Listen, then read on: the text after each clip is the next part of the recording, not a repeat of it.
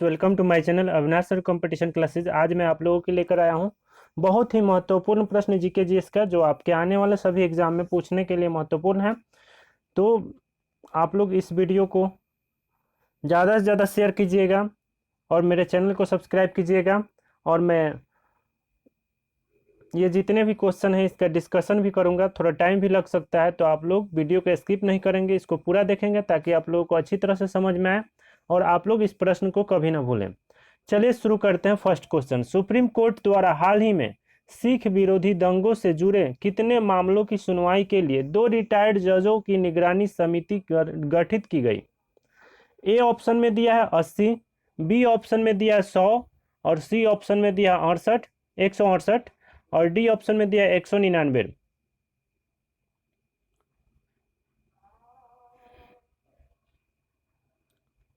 तो इस प्रश्न का आंसर होगा 199। आपका डी आंसर होगा। देखिए, सुप्रीम कोर्ट द्वारा हाल ही में सिख विरोधी दंगों से जुड़े 199 मामलों की सुनवाई के लिए 2 रिटायर्ड जजों की निगरानी समिति गठित की गई है। इंदिरा गांधी की हत्या के बाद सिख दंगे संपूर्ण देश में फैल गए, जिसमें हजारों सिख मारे गए। अमृतसर के गुरुद्वारा में छिपे आतंकवादियों के लिए जून 1984 में ईस्वी में इंदिरा गांधी ने ऑपरेशन ब्लू स्टार चलाया था, जो उनकी हत्या का कारण बना। अगला प्रश्न 2 नंबर प्रश्न है, भारत सरकार ने कितनी स्मार्टफोन निर्माता कंपनियों को सुरक्षा कारणों के चलते नोटिस भेजा है? भारत सरकार ने कितनी स्मार्टफोन निर्माता कंपनियों को सुरक्षा कारणों के चलते नोटिस भेजा है? ए ऑप्शन में दिया है 20, बी ऑप्शन में दिया है 21, सी ऑप्शन में दिया है 22 और डी ऑप्शन में दिया है 23। तो इस प्रश्न का आंसर होगा 21, बी आंसर होगा आप लोग का। तो भारत सरकार ने 21 स्मार्टफोन निर्माता कंपनियों को सुरक्षा कारणों के चलते नोटिस भेजा है। भारत में आतंकवादी स्मार्टफोन का प्रयोग हिंसा फैलाने में करते हैं, इस कारण सुरक्षा सुनिश्चित करने के लिए भारत सरकार ने नोटिस भेजा है। अगला प्रश्न है,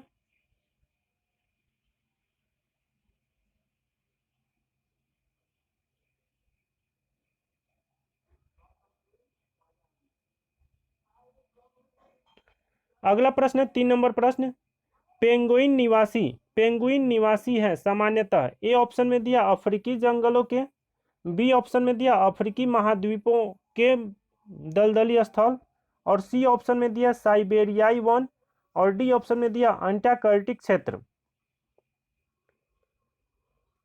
तो दोस्तों, मैं जितना भी क्वेश्चन बताता हूं यह सभी एग्जाम में आने की संभावना है, यह केवल एक एग्जाम के लिए स्पेशल नहीं है।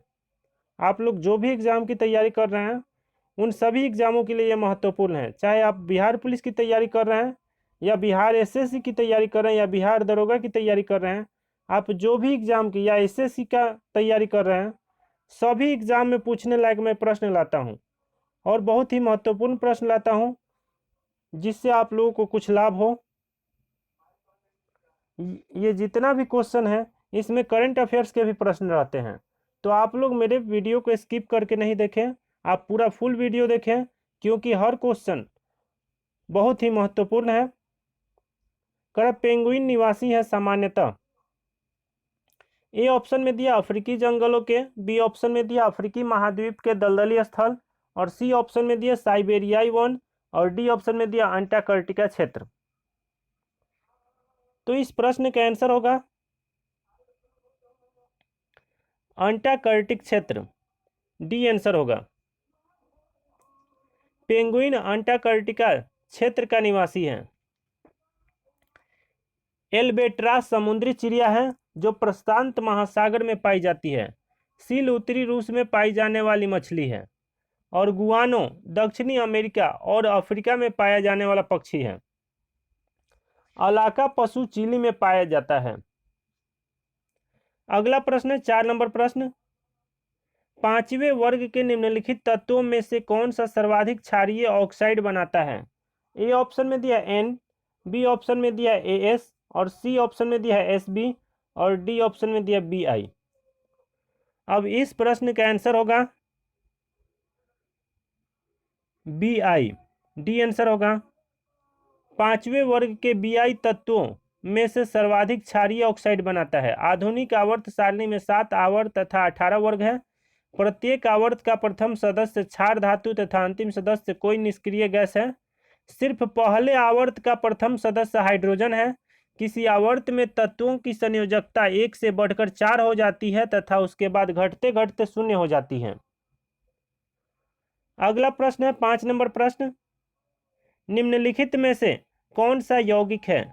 ए ऑप्शन में दिया संगमरमर, बी ऑप्शन में दिया पीतल और सी ऑप्शन में दिया है ग्रेफाइट और डी ऑप्शन में दिया पेट्रोलियम कोक। तो इस प्रश्न का आंसर होगा ए नंबर आंसर होगा संगमरमर। संगमरमर यौगिक है, पीतल मिश्र धातु तथा ग्रेफाइट तत्व है। पीतल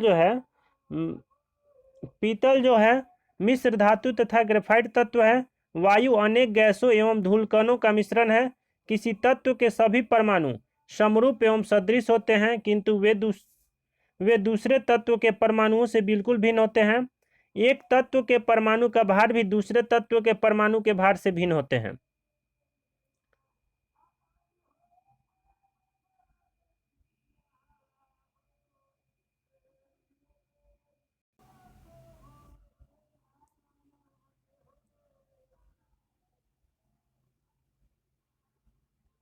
अगला प्रश्न है, भूपर्पटी के अंदर सैलमूल की घनीभवन से बनती है।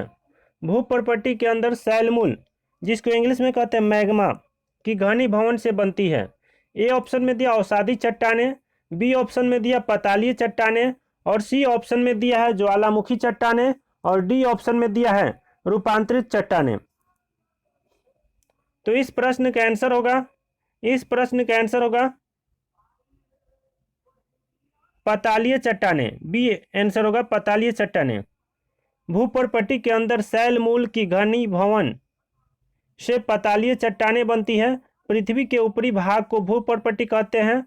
भूपर्पटी मुख्यतः बेसाल्ट चट्टानों से बना है। आग्नेय चट्टान मैग्मा या लावा के जमने से बनती है। इसमें चुंबकीय लोहा, निकेल, तांबा, सीसा, जस्ता, सोना आदि पाए जाते हैं। आग्नेय चट्टान स्थूल परत रहित कठोर संघनन का जीवाश्म रहित होती है। अवसादी चट्टानें परतदार होती है। अवसादी चट्टानें जो है परतदार होती है।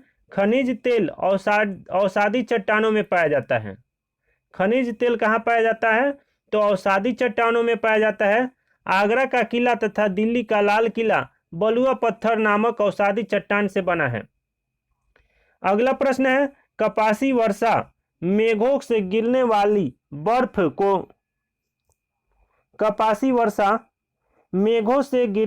बर्फ को दृढ़ गोलियों को कहते हैं। ए ऑप्शन में दिया हिम, बी ऑप्शन में दिया पाला और सी ऑप्शन में दिया ओला और डी ऑप्शन में दिया कोहरा। तो इस प्रश्न का आंसर होगा सी आंसर होगा ओला। इस प्रश्न का आंसर होगा सी ओला। कपासी वर्षा मेघों से गिरने वाली बर्फ की दृढ़ गोलियों को ओला कहते हैं। संध्या काल में सर्वाधिक लाल दिखने वाला मेघ पछाब है। चक्रवात का शांत क्षेत्र चक्षु कहलाता है। वायु दाब प्रायः अधिक होता है जब वायु ठंडी तथा नम होती है।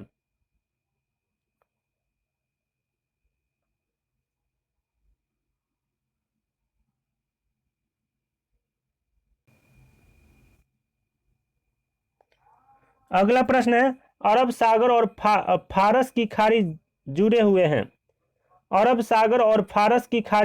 जुड़े हुए हैं।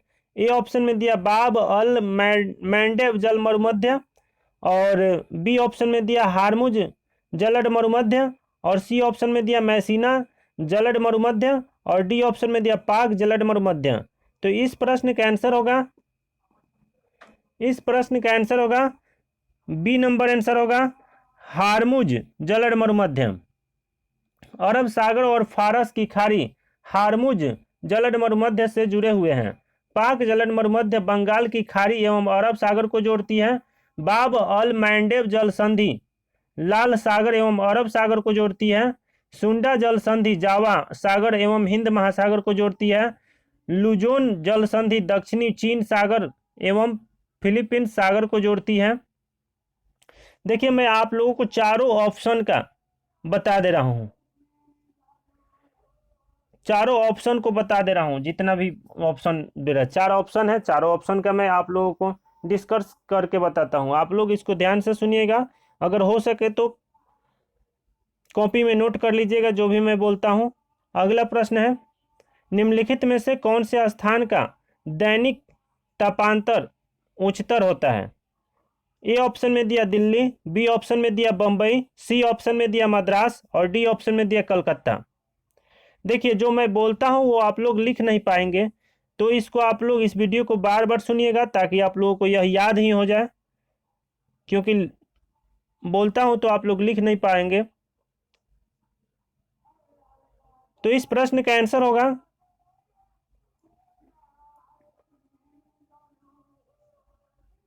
इस प्रश्न का आंसर होगा ए नंबर दिल्ली। निम्नलिखित में से कौन से स्थान का दैनिक तापांतर उच्चतर होता है? तो आंसर होगा दिल्ली। दिल्ली स्थान का दैनिक तापांतर उच्चतर होता है। दिल्ली रायसीन हिल्स पर अवस्थित है। समुद्री तटीय क्षेत्र में दैनिक तापांतर कम पाया जाता है। मद्रास, दिल्ली और कोलकाता समुद्र के समीप है, इस कारण दैनिक तापांतर बहुत कम होता है। रेगिस्तान क्षेत्र में भी दिन रात के बीच तापांतर अधिक पाया जाता है।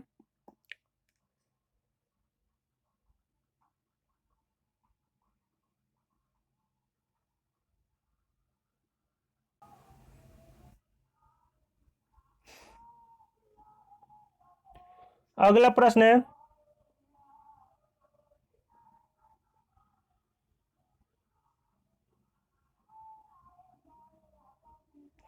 अगला प्रश्न है, निम्नलिखित में से किस देश के आर्थिक मामलों के मंत्री ने हाल ही में बिजली जाने पर इस्तीफा दे दिया?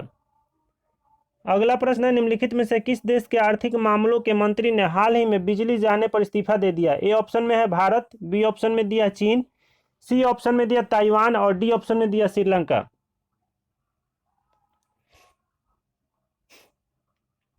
तो इस प्रश्न का आंसर होगा ताइवान। इस प्रश्न का आंसर होगा ताइवान, सी नंबर आंसर होगा। ताइवान देश के आर्थिक मामलों के मंत्री ने हाल ही में बिजली जाने पर इस्तीफा दे दिया। ऊर्जा संकट 1970 से 72 एवं 1990 से 1992 में आई थी। विश्व में विकास और समृद्धि में ऊर्जा की समस्याएं एक महत्वपूर्ण अवरोधक तत्व है। अगला प्रश्न है, दो विशाल भूक्षेत्रों को जोड़ने वाला अत्यंत संकीर्ण भूभाग कहलाता है? ए ऑप्शन में दिया प्रायद्वीप, बी ऑप्शन में दिया जलद मरुमध्य और सी ऑप्शन में दिया खाड़ी और डी ऑप्शन में दिया है स्थल संयोजक।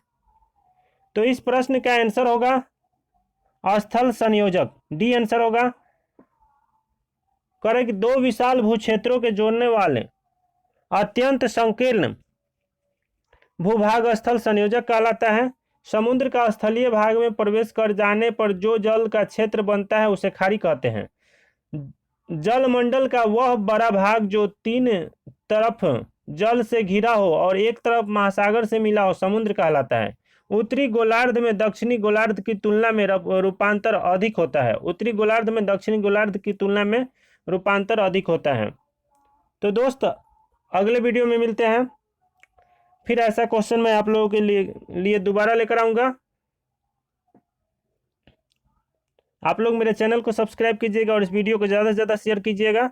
हाँ, और इस वीडियो को पूरा देखिएगा, स्किप मत कीजिएगा, क्योंकि इसमें बहुत महत्वपूर्ण प्रश्न है जो आप लोगों के एग्जाम में बहुत ज़्यादा आने की संभावना है।